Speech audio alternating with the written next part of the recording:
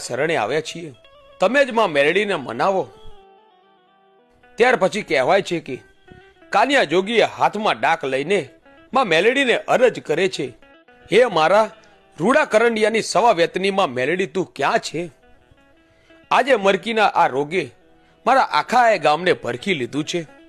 આવ માં આવ, આ ગામની વારે આવ.